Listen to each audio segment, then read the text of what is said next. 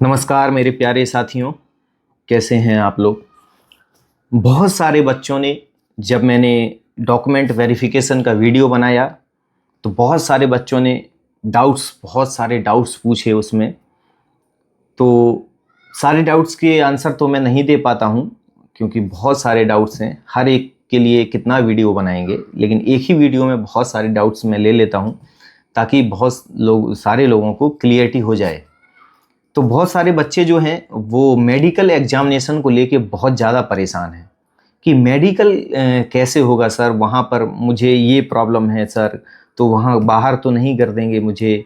Sir मुझे आई site में बहुत दिक्कत है सर, मेरा -2 है, तो मुझे बाहर तो नहीं करेंगे। बहुत सारे बच्चों के ऐसे कमेंट्स आए हैं।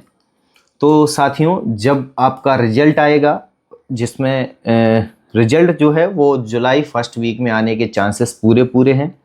तो आपका जो रिजल्ट होगा वो STA B के लिए तो फाइनल रिजल्ट होगा, ओके। और टेक्नीशियन A के लिए वो ट्रेड टेस्ट के लिए रिजल्ट होगा। ट्रेड टेस्ट, जब कितने लोग हैं जिनको ट्रेड टेस्ट के लिए सिलेक्ट किया गया है, उनके लिए वो रिजल्ट आएगा। और जो STA B वाले बच्चे हैं उनके लिए वो फाइनल रिजल्ट होगा। तो जो STA B वाले बच्चे हैं उनके लिए जिस दिन रिजल्ट आएगा उसके 1 या 2 दिन बाद तकरीबन 7 दिन या 10 दिन के अंदर, 7 दिन या 10 दिन बाद जब रिजल्ट आएगा, उस दिन से 7 दिन या 10 दिन बाद आपका डॉक्यूमेंट वेरिफिकेशन शुरू हो जाएगा। आपको कौन सा लैब मिला है वो भी आपको बता दिया जाएगा, और आपका डॉक्यूमेंट वेरिफिकेशन कहाँ पर है वो भी आपको बताया जाएगा, और आपकी पोस्टिंग कहाँ होगी वो भी आपको बताया जाएगा। तो मतलब आपको हर चीज़ पहले बता दी जाएगी, उसके बाद आपका डॉक्यूमेंट वेरिफिकेशन शुरू होगा। तो डॉक्यूमेंट वेरिफिकेशन का जब नोटिस आता है तो उस नोटिस के साथ में ये भी आता है कि एक PDF आती है। किस चीज़ की PDF आती है? तो उसमें जो मेडिकल एग्जामिनेशन आपका लिया जाएगा उसका पूरा प्रोफार्मा रहता है कि जो प्रोफार्मा है DRDO की तरफ से जो दिया गया है, उसी प्रोफार्मा पे आपको मेडिकल एग्जामिनेशन करना है। तो उस PDF को आपको डाउनलोड करके उसका प्रिंट निकालना है। प्रिंट निकालने के बाद वो प्रिंट जो है 5 या 6 पेज का वो PDF होता है, तो 6 पेज उसमें आपके निकलेंगे। तो वो PDF जो है वो प्रिंट निकालने के बाद आपको अपने नज़दीकी जिला चिकित्सालय में जाना है, जहाँ पर CMO बैठता हो। बिना CMO के आपका मेडिकल के जो पेपर्स हैं वो एक्सेप्ट नहीं होंगे। CMO का सिग्नेचर और उसकी सील बहुत ज़्यादा इम्पोर्टेंट है।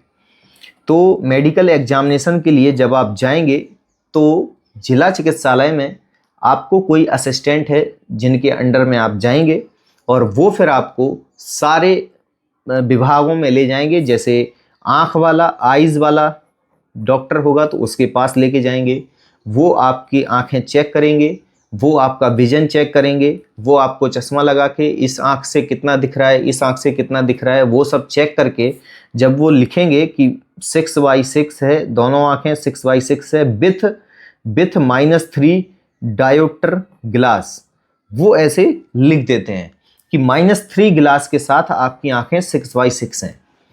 इसका मतलब है कि उन्होंने आपका पावर उस पेपर पे मेंशन कर दिया कि आपको ग्लास है, चश्मा है -3 का। तो इस प्रकार से आपको वो आइज वाले लिख के अपना सिग्नेचर करके और अपनी सील लगा देंगे, ताकि ये सबूत हो कि हाँ, मैंने इनकी आंखें चेक की हैं। इसके बाद वो कान वाले के पास, ठीक है, वो चेस्ट एक्सरे के पास, वो ECG के पास, और ब्लड टेस्ट, यूरिन टेस्ट ऐसे, और हार्निया टेस्ट। तो कुल मिला के ये सारे टेस्ट, बहुत सारे टेस्ट उसमें होंगे। जब आप वो PDF डाउनलोड करेंगे तो उसमें बहुत सारे टेस्ट के नाम दिए होंगे, और उनके सामने डॉक्टर लिखेगा कि ओके है, फिट है, या फिर किस प्रकार का है, कोई कमी है। अगर कमी है तो उसको मेंशन करेंगे और सिग्नेचर करके अपनी सील लगाएंगे। उसके बाद जब सब कुछ हो जाने के बाद, जब पूरा मेडिकल प्रोसेस आपका कंप्लीट हो जाएगा, उसके बाद सीएमओ के पास जो है वो आपके कागज को भेजा जाएगा। उनके अंतिम साइन और उनकी सील के लिए वो कागज उनकी टेबल पर रखा जाएगा। फिर वो पूरा चीज़ें देखेंगे और आपको बुलाएंगे और आपसे कुछ क्वेश्चंस पूछेंगे। अगर आप वो क्वेश्चंस का आंसर ठीक से देते हैं तो फिर वो अपने साइन करेंगे और अपनी मोहर लगा देंगे, ताकि ये सबूत है कि हाँ, ये बच्चा हमारे जिला चिकित्सालय में आया था, इसने हमारे यहाँ चेकअप कराए सारे, और ये सारे चेकअप्स में इसका रिपोर्ट जो है वो आगे है, और इस प्रकार से हम इसको फील्ड ड्यूटी के लिए फिट घोषित करते हैं। तो ये उसमें खुद वो सीएमओ लिखेंगे। ठीक है, तो इस प्रकार से आपका मेडिकल जो है वो पेपर्स जो आपके मेडिकल के हैं वो बनेंगे। तो बहुत सारे बच्चों के कमेंट थे कि सर बहुत नर्वस हो रहा हूँ, मेडिकल कैसे होगा, मेरी आंख में पावर है, कहीं मुझे बाहर तो नहीं कर देंगे वो लोग। कुछ नहीं होता है मेरे भाई, आप 2 एग्ज़ाम क्रैक करके सेलेक्ट हुए हैं, इतना आसान नहीं होता है किसी को बाहर करना। हाँ, अगर आपके डॉक्यूमेंट्स में कुछ प्रॉब्लम है और अगर आपके डॉक्यूमेंट्स में जो मिसमैचिंग हो रही है, कुछ आपने फॉर्म में कुछ और भर रखा है और आपके डॉक्यूमेंट्स में कुछ और है, तो फिर आपको तो वो सिलेक्ट ही नहीं करेंगे। ये बात आप याद रखना कि स्क्रूटनी अभी चल रही होगी। स्क्रूटनी का मतलब ये है कि जो बच्चे कट ऑफ रेंज में आ गए हैं उन बच्चों को, उनके बच्चों के जो पेपर्स हैं जो आपने फॉर्म भरते समय अपलोड किए थे, 10th की मार्कशीट, डिप्लोमा या फिर बीएससी या फिर ईडब्ल्यूएस या फिर ओबीसी कास्ट या फिर SC ST कास्ट सर्टिफिकेट, जितने भी सर्टिफिकेट्स हैं अगर आपने अपलोड किए हैं और जो चीज़ें आपने फॉर्म में भरी हैं, जैसे आधार कार्ड है, पैन कार्ड है, कुछ भी भरा हो, तो चीज़ें अगर मैच नहीं होती हैं तो फिर आपको थोड़ी सी प्रॉब्लम हो सकती है। वो आपको होल्ड पर रख सकते हैं, क्योंकि उनको जल्दी से जल्दी फ्रेश कैंडिडेट्स का डाटा चाहिए होता है, और जितने फ्रेश कैंडिडेट्स होंगे उनको फाइनली सिलेक्ट किया जाएगा। फिर उनको डीवी के लिए बुलाया जाएगा, फिर उनका मेडिकल एग्जामिनेशन के लिए PDF अपलोड किया जाएगा। वो अपने नज़दीकी जिला चिकित्सालय से उसमें सारा चेकअप करा के, उसमें सब डॉक्टरों से साइन और सिग्नेचर करा के, फिर उसको जब डीवी का डेट होगा उनका, उस डेट में उनको अपने ओरिजिनल डॉक्यूमेंट्स लेके जाने हैं, सारे ओरिजिनल डॉक्यूमेंट्स लेके जाने हैं। और फिर उनको जब 2 ऑफिसर हैं जो चेक करेंगे आपके डॉक्यूमेंट्स और आपके फॉर्म से आपने जो डॉक्यूमेंट्स अपलोड किए थे उससे आपका जो ओरिजिनल डॉक्यूमेंट्स उसको मैच करेंगे, और एक एक चीज़ वो मैच करते हैं। आपका रोल नंबर है तो इसमें क्या रोल नंबर है, इसमें क्या रोल नंबर है, वो मैच करेंगे। फिर आपका नाम पूरा क्या है, इसमें क्या है और इसमें ओरिजिनल में क्या है, वो मैच करेंगे। माता का नाम क्या है वो मैच करेंगे, डेट ऑफ बर्थ क्या है वो मैच करेंगे, मार्क्स कितने आपके मिले हैं इसमें और इसमें कोई अंतर तो नहीं है, सारा कुछ वो डिटेल में वेरीफाई करते हैं। उसका मतलब ये डॉक्यूमेंट का वेरिफिकेशन मींस आपके पास वो ओरिजिनल डॉक्यूमेंट जरूर होने चाहिए जो आपने अपलोड किए हैं। तो उस प्रकार से आपका डॉक्यूमेंट वेरिफिकेशन और मेडिकल एग्जामिनेशन का सबमिशन दोनों एक साथ हो जाता है। उसके बाद आपको बोल दिया जाता है और एक पेपर ऐसा दे दिया जाएगा, A4 साइज का पेपर, उसमें लिखा रहेगा your document verification is successfully completed. तो उसके बाद फिर आपको ये जो है डॉक्यूमेंट, ये A4 शीट का पेपर दे के आपको बोला जाएगा कि अब आपके घर पे ज्वाइनिंग लेटर आएगा, जब आएगा तब आपको ज्वाइनिंग करने के लिए आना है। तो ये कह के वो आपको घर भेज देंगे। और अगर जिन बच्चों का कुछ प्रॉब्लम होगा, जैसे मेडिकल एग्जामिनेशन में जो बच्चे डॉक्टर की मोहर जो होती है उसमें अगर रजिस्ट्रेशन नंबर नहीं है डॉक्टर की मोहर में, मैं फिर से बोल रहा हूँ, डॉक्टर की मोहर में रजिस्ट्रेशन नंबर होना चाहिए। अगर रजिस्ट्रेशन नंबर नहीं है तो आपका मेडिकल का जो पेपर्स हैं उनको एक्सेप्ट नहीं करेगा DRDO, आपको रिजेक्ट किया जाएगा। अगर रिजेक्ट नहीं होना है तो फिर वो आपको वापस भेजेंगे कि आप जाइए और उनसे रजिस्ट्रेशन नंबर वाला मोहर लगवा के लाइए। और अगर वहाँ कोई डॉक्टर रजिस्ट्रेशन नंबर की मोहर नहीं रखे हुए तो आप किसी बड़े हॉस्पिटल में जाइए जो आपके जिला के किसी दूसरे जिले में हो, कहीं भी हो, लेकिन उसमें डॉक्टर का मोहर में रजिस्ट्रेशन नंबर जरूर होना चाहिए। तो ये तो रही मेडिकल की बात। अब सीएमओ की बात यह है कि सीएमओ की जो सील है उस पे भी उसका भी रजिस्ट्रेशन नंबर होता है, क्योंकि वो भी एक डॉक्टर ही होता है। वो सीनियर होने की वजह से उसको सीएमओ बोला जाता है और उसका पद भी बड़ा हो जाता है, चीफ मेडिकल ऑफिसर।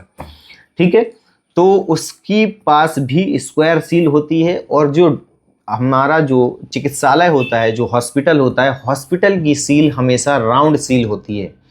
तो आपको राउंड सील जरूर लगवानी है। बिना राउंड सील के आप मत जाना डॉक्यूमेंट वेरिफिकेशन में।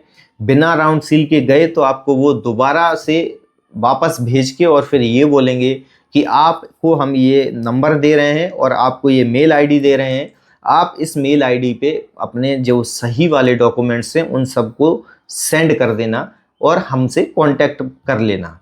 तो इस प्रकार से आपको वो भेज देंगे अगर कुछ प्रॉब्लम है तो, और आपको सर्टिफिकेट देंगे कि your document verification is not completed. ऐसा करके वो एक आपको लेटर देंगे। फिर आपको थोड़ा सा टेंशन होगा, लेकिन टेंशन की कोई बात नहीं है। उन्होंने जैसा जैसा बोला है आपको वैसा करना है। तो आप जैसे ही वैसा कर देंगे वो आपको मेल के थ्रू ही भेज देंगे। आपका जो लेटर है उसको भेजेंगे कि your document verification is successfully completed. आपको मेल के थ्रू ही वो लेटर भी भेज देंगे। अब आती है जो बच्चे पहले से जॉब कर रहे हैं किसी डिपार्टमेंट में और उन्होंने अगर भर रखा है फॉर्म में कि मैं यहाँ पे जॉब कर रहा था, तो उस डिपार्टमेंट से उनको एनओसी मिलनी बहुत ज़रूरी है। बिना एनओसी मिले उनको सिलेक्शन नहीं दिया जाएगा। जो बच्चों ने फॉर्म में नहीं भरा है कि हम नहीं भरेंगे, कोई बात नहीं, हमें 2 साल 3 साल हुआ है इस डिपार्टमेंट में, हम डायरेक्ट रिजाइन करके जाएंगे, डायरेक्ट रिजिग्नेशन लेटर देंगे। तो मेरे बच्चे, मेरे भाई, ऐसा नहीं होता है। आपको बिना आप छुपा ही नहीं सकते, क्योंकि आज का समय ऐसा है कि आपका हर एक चीज़ पता चल जाएगा। सबसे पहले अगर आप छुपाते हैं और अगर फॉर्म में नहीं भरते हैं कि मैं इस डिपार्टमेंट में जॉब करता हूं, तो सबसे पहले अगर आप यहाँ आते हैं, ठीक है, मान लिया आपको ज्वाइनिंग लेटर आ गया, आपने कुछ नहीं बताया, आपका ज्वाइनिंग लेटर आ गया। उसके बाद जब आपका प्रैन नंबर जनरेट होता है, PRAN, पर्सनल ऐसा कुछ नंबर है, इसका नाम है। तो प्रैन नंबर जब जनरेट होता है NPS अकाउंट के लिए, तो NPS अकाउंट जब आपका बनाया जाएगा तो फिर उसमें ऑलरेडी NPS अकाउंट आपका दिखाएगा। ठीक है, आपके आधार कार्ड से ऑलरेडी वो NPS अकाउंट दिखाएगा। तो इसका मतलब है फिर आपसे पूछा जाएगा कि आपका NPS अकाउंट ऑलरेडी कैसे बना हुआ है। आप कहीं जॉब करते थे पहले? तो अगर आप कहेंगे नहीं, जॉब नहीं करते थे, तो फिर आपको ये NPS अकाउंट इशू कैसे हो गया? प्राइवेट जॉब करते थे तो उसकी सैलरी स्लिप दिखाइए, तो भी हम मान सकते हैं कि चलिए ठीक है, आप NPS अकाउंट आपका हो सकता है। क्योंकि NPS अकाउंट किसी का भी बन सकता है, बशर्ते उसको जॉब होनी चाहिए। या प्राइवेट जॉब वालों का भी बनता है और गवर्नमेंट जॉब वालों का भी बनता है, प्रान नंबर और किसी का भी बनता है। और एक आधार कार्ड से एक ही प्रान नंबर जनरेट होता है, दूसरा प्रान नंबर कभी जनरेट नहीं होगा। तो आपको बड़ी आसानी से पकड़ लिया जाएगा कि आप पहले जॉब करते थे और आपने वो जॉब छुपाई है। तो फिर आपको बहुत ज़्यादा प्रॉब्लम क्रिएट हो सकती है अगर आप लोग जॉब छुपाते हैं तो। इसलिए जॉब मत छुपाइए। अगर आपने बताया नहीं है तो डॉक्यूमेंट वेरिफिकेशन के टाइम पे आप बता दीजिए कि सर मैं यहाँ जॉब करता हूँ। तो वो बताएंगे कि अगर आप जॉब करते हैं तो प्लीज़ NOC दीजिए। आप कहना कि सर NOC तो अभी नहीं बन पाई है, तो वो बोलेंगे कि ठीक है, कोई बात नहीं, आपको टाइम देते हैं, आप NOC बनवा के हमें मेल कर दीजिएगा, हम आपको डॉक्यूमेंट वेरिफिकेशन कंप्लीट का मैसेज कर देंगे। तो इस प्रकार से आप उनको NOC भेज दीजिएगा अगर आपका डिपार्टमेंट बाद में NOC बनाता है तो। और उनको भेजने के बाद उनसे कांटेक्ट कीजिए कि सर मैंने NOC भेज दी है। वो चेक करेंगे NOC सही है, अगर सही है तो फिर वो आपको डॉक्यूमेंट वेरिफिकेशन का सक्सेसफुल कंप्लीटेड का मैसेज आपके पास आ जाएगा और फिर आपको 10 से 20 दिन के बाद ज्वाइनिंग लेटर भी इशू हो जाएगा। तो आशा करता हूं कि आपके सारे क्वेश्चंस के आंसर हमने इस वीडियो में दिए होंगे, और अगर जो भी आपके डाउट्स क्लियर नहीं हुए हों तो आप इस वीडियो पे कमेंट कीजिए, हम आपके डाउट्स के लिए फिर से एक वीडियो लेके आएंगे।